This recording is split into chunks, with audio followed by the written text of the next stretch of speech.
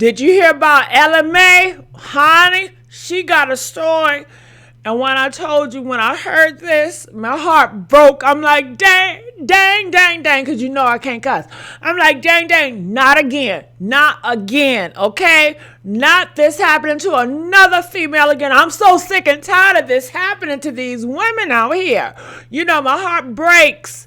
So I want you guys to hear, and it is what we all feared, okay?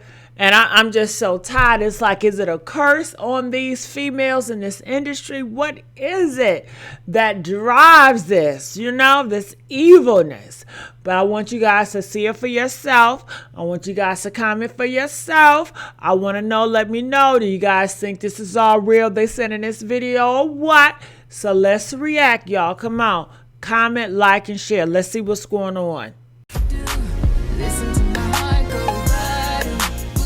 So I was just like, we're going to keep this completely private and I'm going to keep my peace and I don't want anyone wishing negativity on me or him or whatever. And, the internet is the wild, wild west. Show people what you want them to see. And just because you don't see it just because it's not out there doesn't mean that it doesn't exist. At 31, R&B singer Ella Mai is finally confirming what fans have feared for years. And the truth is a lot more layered than her music ever let on. From getting rejected on national television at 17, to winning a Grammy at 24 with the entire world still knowing almost nothing about her real life. 4 yeses, everyone was so excited. And then we got to the next stage, which was the arena stage, and got 4 no's, and everyone was just like completely changed. Hey. To a viral confession about a secret baby, a secret relationship, and a debut album that nearly got stolen right out from under her by somebody else's remix. I don't play any role in it, to be honest. I feel like my label made a statement, and there's not really much else to say about it. This is the full story of Ella Mai, and it's a lot more layered than Boot Up ever let on. So let's get into it. Before she was a household name, Ella Mai was just a girl from southwest London with a dream that almost died on a cold stage in front of Simon Cowell. Born to a Jamaican mother and an Irish father, her childhood was a blend of cultures, but music was the constant. Named after the legendary Ella Fitzgerald, her destiny seemed written in the stars, but the path to get there was paved with humiliation. When she was 12, her family moved to New York City, a transition that exposed her to the raw 90s R&B sounds of Queens. This American education would later become her signature sound, but back then, she was just trying to fit in. In 2014, Ella thought she had found her shortcut to stardom. She auditioned for the X Factor UK as part of a girl group called Arise. They were young, talented, and full of hope. However, the reality of manufactured pop music hit her like a freight train. 4 yeses, everyone was so excited. And then we got to the next stage, which was the arena stage, and got 4 no's, and everyone was just like completely changed. After a successful initial round, the group moved to the arena stage, only to be met with a cold, unanimous no from the judges. The cameras captured every ounce of her disappointment as the dream of being the next big girl group vanished in seconds, while most of her peers from that season faded into obscurity or took normal jobs. The rejection did something different to Ella. It didn't break her, it hardened her. She realized that relying on a panel of judges to validate her talent was a losing game. She decided to go back to the basics, enrolling at the British and Irish Modern Music Institute to study music production and vocal performance. She wanted to understand the how behind the hits. She spent her days in the classroom and her nights in her bedroom, recording 15-second covers for a relatively new platform called Instagram. She wasn't looking for a yes from a judge anymore. She was looking for a connection with an audience. This period of obscurity was actually her most important training ground, proving that sometimes the best thing that can happen to an artist is to be told no by the wrong people. While the rest of the music world was chasing radio play, Ella Mai was building a digital fortress. Her Instagram covers weren't flashy, they were intimate. She would sit in her room and sing 90s classics with a vocal control that felt far beyond her years. This wasn't about belting or showing off. It was about the vibe, a term that would eventually define her career. In 2015, she independently released an EP titled Troubled. It didn't set the world on fire, but it caught the attention of the right person. That person was DJ Mustard, the hitmaker responsible for the West Coast sound that was dominating the charts. Mustard wasn't just looking for a singer, he was looking for a muse.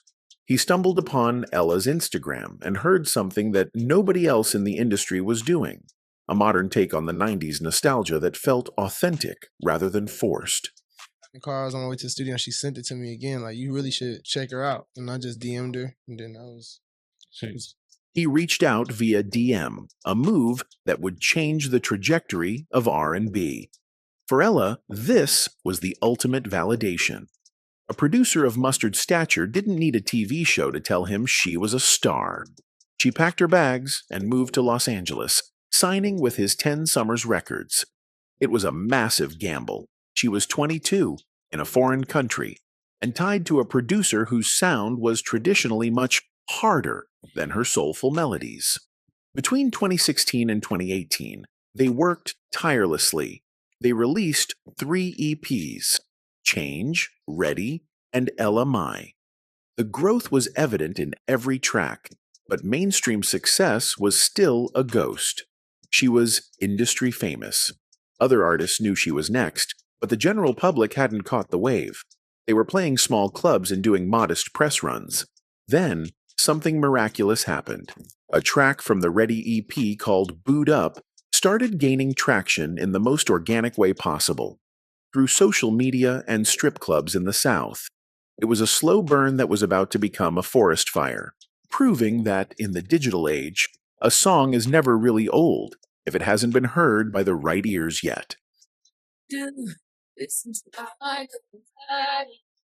By the spring of 2018, Boo'd Up was no longer just a song. It was a cultural event. It was the little engine that could of the R&B world. What started as a local favorite in Dallas and Houston quickly spread across the country. Radio programmers who had ignored the track for a year were suddenly forced to put it on heavy rotation because the demand was undeniable. One day I'm like driving down the road and I hear my song on the radio. Yeah. And then it actually happens and you're like, what is going on? I still get as excited every time as if it's like, if I haven't heard the song before. The song peaked at number 5 on the Billboard Hot 100, a feat almost unheard of for a pure R&B track in the streaming era. Ella Mai had officially arrived, and she had done it without the manufactured help of the X Factor. The success of Boo'd Up was a double-edged sword. On one hand, she was the most sought-after artist in the world, performing on Saturday Night Live and winning awards left and right. On the other hand, the pressure to follow up a lightning-in-a-bottle hit was immense. Her self-titled debut album was released in October 2018, and while it was a critical and commercial success, debuting at number 5 and going platinum, it also put a massive target on her back. The industry was watching her every move, waiting to see if she was a one-hit wonder or a mainstay. Amidst the fame, Ella remained surprisingly grounded. She often spoke about how she still felt like the girl from London who got rejected by Simon Cowell. But the world didn't see her that way anymore. She was now a brand, and with that branding came the inevitable scrutiny of the internet. Every interview was dissected, and every social media post was analyzed. She was living the dream, but the American dream she had chased from Queens to London and back to LA was starting to show its cracks. The drunken master of R&B was about to face her first real industry battle, and it wouldn't be fought with music, but with lawyers and cease and desist letters. The honeymoon phase of Ella Mai's career ended abruptly in September 2018, thanks to a fellow R&B singer named Jacquees. He released a remix, or a Queelix, of her song Trip, and the internet went wild. The problem wasn't just the remix, it was the fact that Jacquees' version was starting to overshadow Ella's original on streaming platforms. In a move to protect their artist, DJ Mustard and the 10 Summers team issued a cease and desist, forcing the song off YouTube and SoundCloud. The backlash was immediate and vicious. Fans accused Ella of being jealous and threatened by Jacquees' talent. Like, I could drop a record today, and you could download it and put it on iTunes. It's up to them whether they want to snatch it or not. And you could put Jacquees anything on there, you feel me? And it'll look like it's coming from me or anything. You know, I think that was the case. The narrative quickly shifted from Ella's success to her supposed petty behavior. Even though it was a standard industry business move to protect a song that was actively climbing the charts, the public didn't see it that way. They saw a powerful label bullying an independent-minded artist. Ella tried to stay above the fray, but the controversy followed her into every interview. She famously told Hot 97 that she didn't play a role in the decision, but the damage to her sweetheart image was done. I don't play any role in it, to be honest. I feel like my label made a statement, and there's not really much else to say about it, to be honest. Even years later, the situation remains a sore spot. Jacquees has publicly claimed that Ella still has him blocked on social media, keeping the beef alive for the sake of headlines. For Ella, this was a baptism by fire. She learned that in the music business, you can be right and still be the villain. This controversy was perhaps the first spark that led her to value her privacy above all else. If the world was going to crucify her over a business decision she didn't even make, why give them any more access to her personal life? She began to pull back, setting the stage for the massive disappearing act that would define the next 5 years of her life. In February 2019, Ella Mai reached the pinnacle of musical achievement. She won a Grammy. Boo'd Up was named Best R&B Song, beating out established giants and proving that her bedroom covers had led to the biggest stage in the world. She was 24 years old, a platinum artist, and a Grammy winner. Legit, we're all in the Sprinter, and we were watching the live stream, and we just heard it, and we all went crazy. He started crying. I'm throwing him under the bus. Pretty crazy. This was the moment most artists use to launch a global tour, sign massive brand deals, and stay in the public eye 24/7. But Ella Mai did the opposite. She won the trophy, said her thanks, and then essentially became a ghost. The ghosting of the industry was a shock to her fans. While her peers were flooding the market with content, Ella's social media became a desert. She would post occasionally about music, but the personal glimpses into her life vanished. Rumors began to swirl that she was having a breakdown, or that her label was shelving her. In reality, she was engaging in a strategic retreat.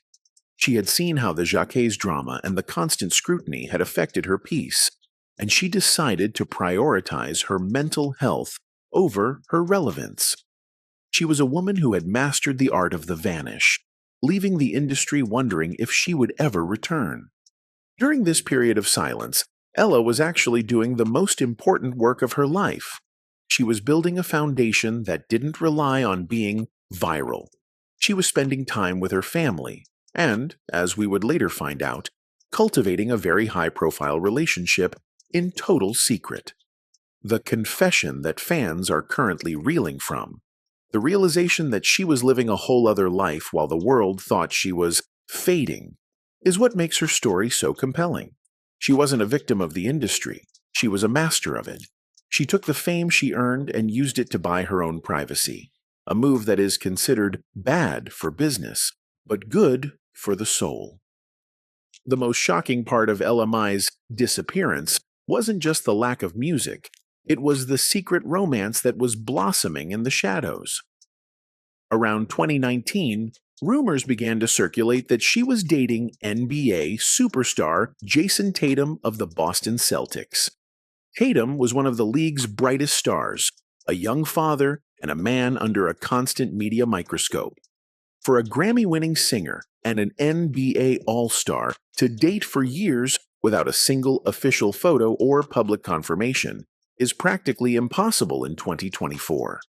Yet, they did it.